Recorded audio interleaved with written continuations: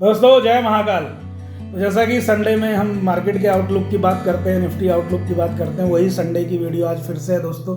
जो next week start हो रहा है 11 से 15 मार्च वाला, तो इसके अंदर हम ये पा रहे हैं कि अभी हमने जो फरवरी में एक वीडियो बनाई थी तो उसमें कुछ पैटर्न की बात करी थी और निफ्टी के टारगेट्स की बात करी थी। तो निफ्टी के हमने 2 टारगेट दिए थे।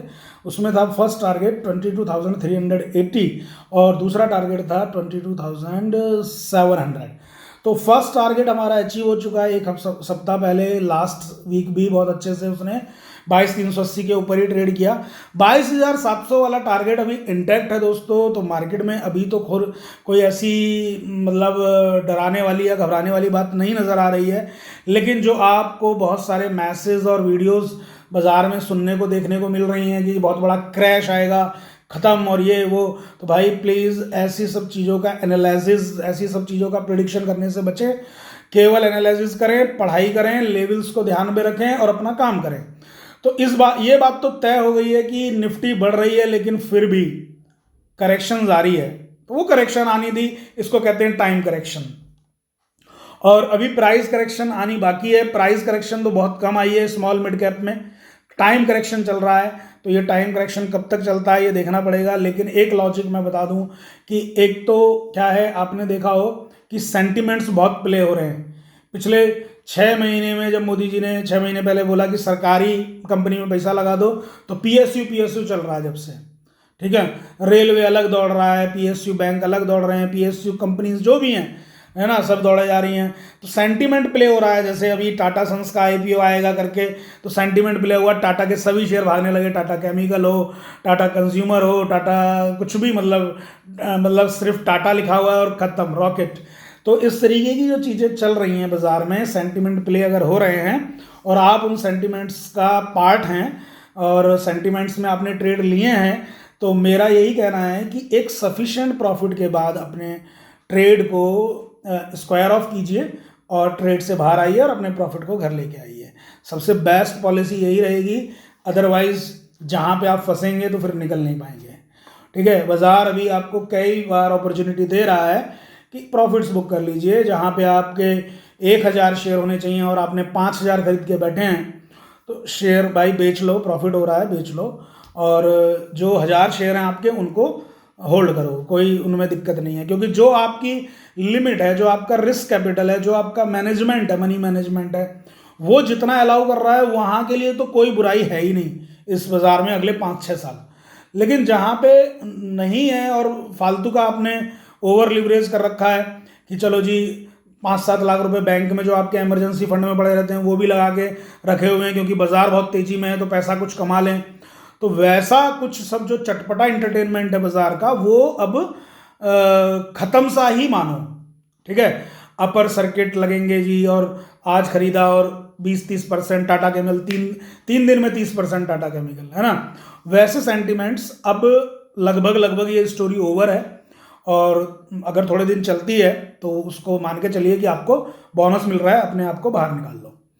अब बात आती है कि मार्केट में करेक्शन ये जो बातें हो रही हैं, इसका एक लॉजिक समझिए।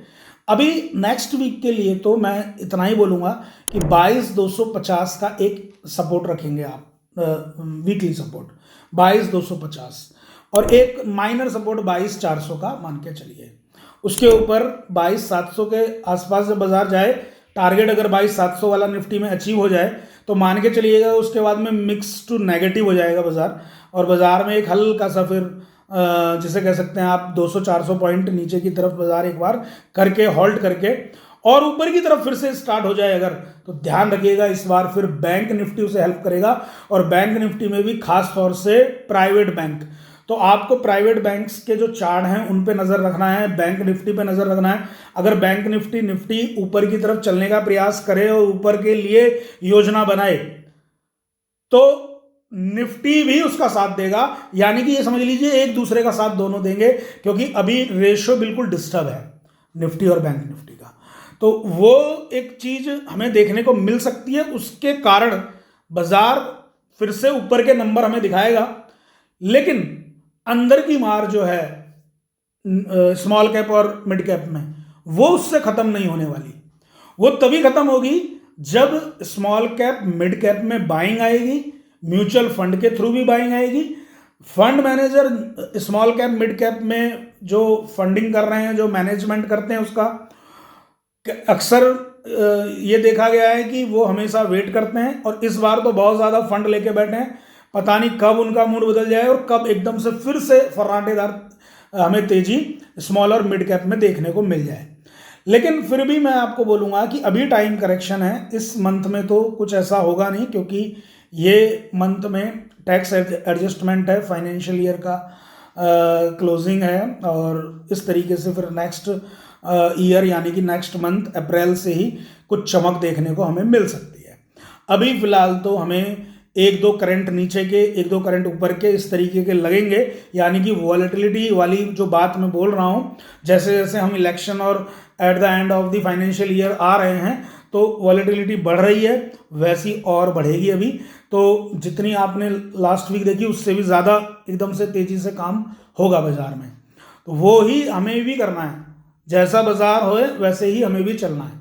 बस एक बात की अपने एक एक्सपीरियंस और एक रिक्वेस्ट है, अपना एक्सपीरियंस भी शेयर कर रहा हूँ और ये रिक्वेस्ट भी है अगर आप माने तो, कि स्मॉल कैप मिड कैप की करेक्शन में कभी भी हमें एवरेज नहीं करना है शेयर को। स्मॉल कैप और मिड कैप को कभी एवरेज नहीं किया जाता है जब वो गिरते हैं। 500 रुपए का कोई शेयर आपका गिर के 450 हो जाए तो आप इस बात को ऐसे एक्साइट मत हो कि यार अभी तो नीचे आ गया तो और ले लूं। वो कब 400 हो जाएगा, कब 300 हो जाएगा, कब 250 हो जाएगा, पता भी नहीं चलेगा आपको। देखते ही देखते क्या से क्या हो गए वाली बात हो जाएगी। 500 रुपए का शेयर 250 रुपए, बोला यार ये क्या हुआ, आधा हो गया है, तो नॉर्मल है। स्मॉल मिड कैप में नॉर्मल है, आधा क्या दुगना भी तो हो जाता है ना।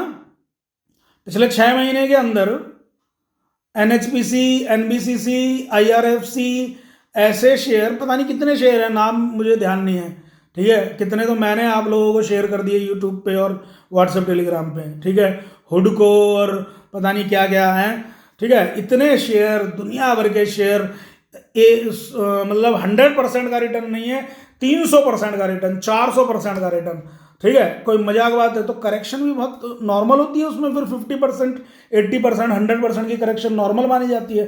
तो कभी भी स्मॉल मिड कैप को करेक्शन के टाइम पे एवरेज आउट नहीं किया जाता है, और जो हैवी वेट्स हैं यानी कि लार्ज कैप हैं, वो उन्हें आप करेक्शन के टाइम पे एवरेज कर सकते हैं। और हमेशा स्मॉल मिड कैप को एवरेज करना यानी कि बाइंग करना और ज़्यादा अपनी क्वांटिटी को बढ़ाना, ये जब अच्छा लगता है जब रैली चल रही होती है उसकी। जैसे हम बोलते हैं आपको कि 38 से 40 रुपए पे एनबीसीसी आपसे बोला, फिर और बढ़ा, जब 50-55 आया थोड़ा और खरीदा, 70 रुपए पे हमने और ऐड करा, तो ऐसे करके ऐड किया जाता है उनको।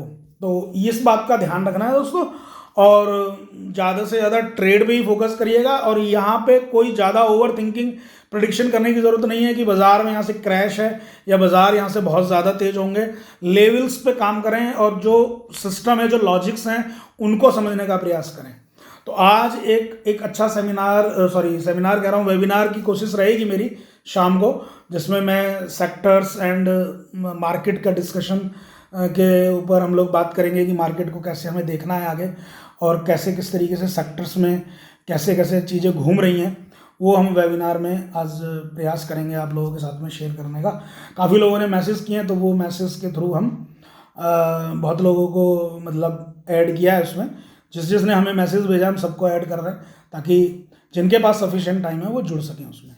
तो दोस्तों इस बात का ध्यान रखते हुए ज़्यादा से ज़्यादा हमारी वीडियोस को भी आप शेयर करिए और चैनल को सब्सक्राइब कीजिए, थोड़ा सा हमारा भी उत्साहवर्धन कीजिए, ताकि मैं अच्छे से अच्छे और भी ज़्यादा आपसे स्टडी शेयर कर सकूं। और दोस्तों जैसे कि मेरे स्टूडेंट्स ने मुझे 2-3 चार्ट भेजे इस वीक में भी, तो मैं आपसे शेयर करूंगा कि मेरे को एक स्टूडेंट ने पूछा, सर ये विधि स्पेशलिटी कैसा है। तो विधि स्पेशलिटी भाई मेरे कि मैं पिछले 6 महीने से उसे एक्यूमुलेट कर रहा हूँ, तो फंडामेंटली इंप्रूवमेंट है, लेकिन टेक्निकली ब्रेकआउट पे आप केवल ट्रेड का प्लान करें। अभी ज़्यादा लंबे टारगेट विधि स्पेशलिटी में मैं देख नहीं रहा हूँ, ठीक है, पहली चीज़। दूसरी बात, एक स्टूडेंट ने भेजा कि सर ये टाटा कंज्यूमर में अब क्या करना है, प्रॉफिट बुक करना है। मेरा एक टारगेट 1300 रुपये वाला इंटैक्ट है, ठीक है, आसपास चले गए हम, लेकिन अभी टाटा के कोई भी स्टॉक में जहाँ सेंटीमेंट प्ले हुआ है वहाँ हमें प्रॉफिट बुक करना है। बट इतना मैं बता देता हूँ कि एक बार अगर हमें ये सभी स्टॉक जैसे टाटा मोटर 1000 से नीचे मिले, टाटा कंज्यूमर 1000 के आसपास मिले, टाटा केमिकल भी नीचे मिले 10-12%, तो इन्हें हम खरीदने का प्लान कर सकते हैं अगर आपका विजन 24 से 26 महीने का है तो। अदरवाइज मत कीजिएगा। और रही बात टाटा मोटर्स की, तो आपको डीमर्जर में बेनिफिट ही मिलेगा, एक के बदले एक शेयर मिलेगा। तो आपको कमर्शियल व्हीकल्स वाली कंपनी अलग हो जाएगी, पैसेंजर कंपनी अलग हो जाएगी, तो उनका फ़ायदा मिलेगा। लेकिन उस पूरे प्रोसेस में दोस्तों समय लगता है, पूरा 1 साल लग जाता है, ज़्यादा लग जाता है बल्कि। जब वो एनसीएलटी में जाते हैं, मुकदमा दर्ज करते हैं, उस सारी चीज़ें होती हैं, आरओसी रजिस्ट्रार ऑफ कंपनी के पास जाते हैं, सारी परमिशंस होती हैं, फिर वकालत होती है, उसमें दुनिया भर के प्रोसेस के बाद में कंपनी सेक्रेटरी और एडवोकेट मिलके फिर ये सारा कुछ प्रक्रिया निपटाने के बाद फिर मैनेजमेंट अपने मीटिंग्स बुला के काम करता है, तो समय लग जाता है उसमें। पूरा 1 वर्ष तो मिनिमम है, जैसा आप आईटीसी में भी देख रहे हैं।